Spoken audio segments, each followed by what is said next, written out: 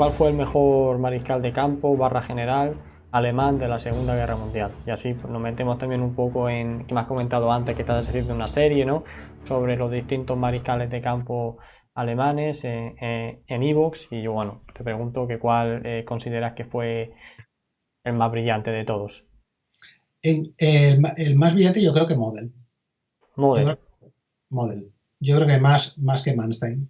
Model. Rommel es por ejemplo, Rommel, que es muy conocido. Rommel está ultra valorado, demasiado valorado, en mi opinión. Yo creo que Model. En Model lo que ocurre es que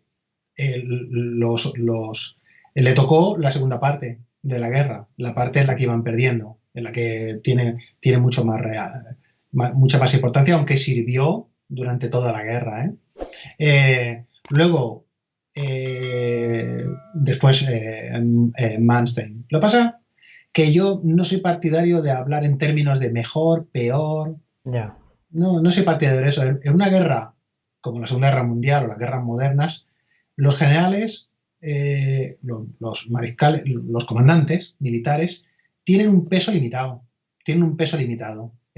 La guerra se gana por una estructura. Yo creo que los aliados, aparte de los medios que tenían, ganaron porque su estructura de mando y su estructura de decisión mediante comités, y al final consiguió una estrategia mucho mejor, elaborar una estrategia coordinada mucho mejor que los alemanes cuyas ideas estaban anticuadas desde el principio. Es decir, imaginemos, pongo la pregunta, imaginemos que la campaña de Francia no es una victoria alemana. Es Sí. decir, que empieza una guerra larga.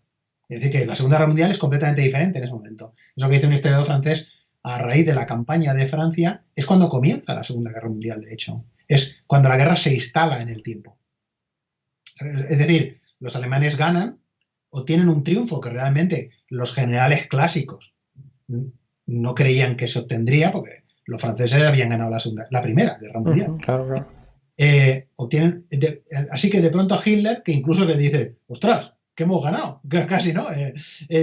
La guerra se instala en el tiempo y entonces él tiene que optar, ¿qué hacemos? Puesto que no podemos vencer a los británicos y norteamericanos, porque aunque ya no estén todavía en la guerra, están en la guerra, apoyando a Gran Bretaña, ¿no? Tiene que volverse en dirección al enemigo ideológico para aplastar, digamos, a su enemigo judío bolchevique, etcétera, etcétera, ¿no? Es decir, en ese momento la guerra se instala en el tiempo, se dilata. Y en el momento que se instala en el tiempo, paradójicamente, es decir, en el momento en que Alemania consigue su victoria de 1940 sobre Francia, de alguna manera ya está perdiendo la guerra. De alguna manera. Todavía, evidentemente, nosotros lo sabemos porque lo miramos Sí, a claro, claro. 6 años vista, ¿no? En ese momento no eso, pero en cierta manera, paradójicamente, Hitler toma la peor decisión. Ahora, ¿podía haber tomado otra decisión?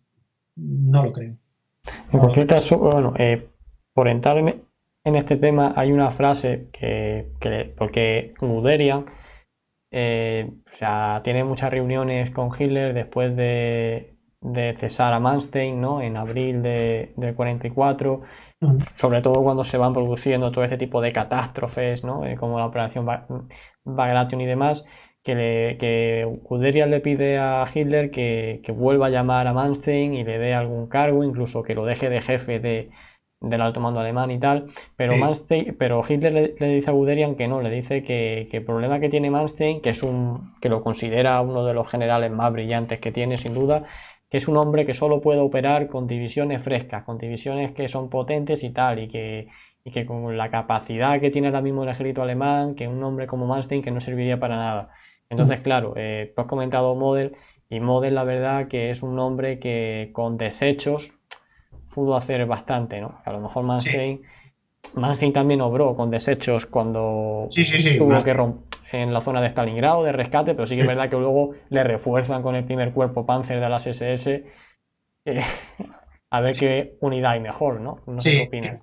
al cual de hecho destruye en la defensa esta de Kharkov, en el ataque a Kharkov, el Sí, primer cuerpo Panzer de la SS queda desgastado de una manera, e incluso Hauser, el jefe del sí, sí, cuerpo sí. Panzer, de la SS tiene que llamar la atención a los jefes de división, llamándoles que son unos burros totales, porque el mito este de los soldados de la SS como grandes soldados y tal, los instructores del ejército que entrenaron a la SS, en un momento determinado ya dijeron, como estos muchachos sigan así, es que aquí no, creo que son ataques frontales, un uso con una inteligencia prácticamente cero del uso de carros de combate y tal. Luego mejoraron un poco, pero al principio las SS su actuación fue bastante penosa, tanto en el frente del este como durante la ofensiva de Moscú, por ejemplo,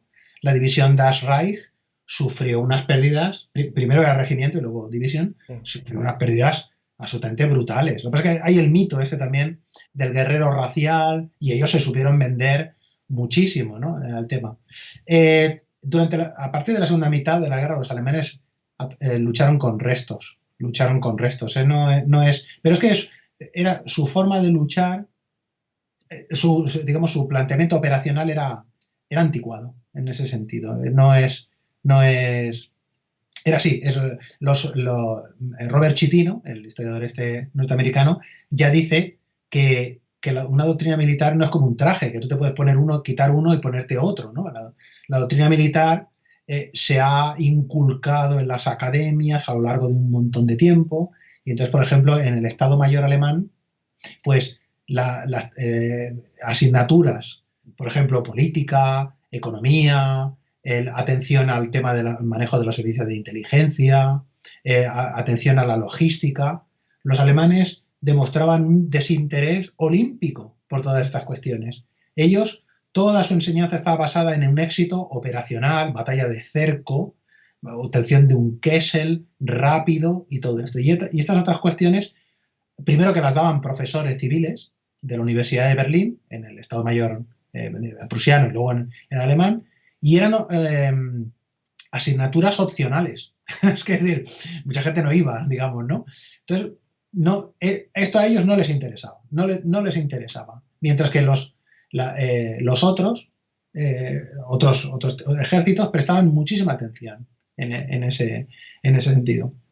Es decir, que tenían una doctrina operacional que al principio parecía funcionar, pero luego, al librar una guerra de desgaste, una guerra industrial, no podían ganar. Pero ya digo, eso es después de haber leído los libros en los que se citan porcentajes de producción, etcétera, etcétera. En el momento eran oponentes extraordinariamente feroces y decididos, es decir, muy peligrosos, y los otros los temían.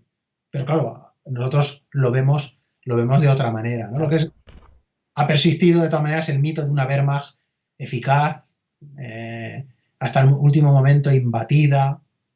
Hay que tener en cuenta que, claro, cuando defendían su territorio, pues sus líneas de comunicación eran más cortas, etcétera, etcétera, ¿no? Pero Alemania no podía ganar la Segunda Guerra Mundial.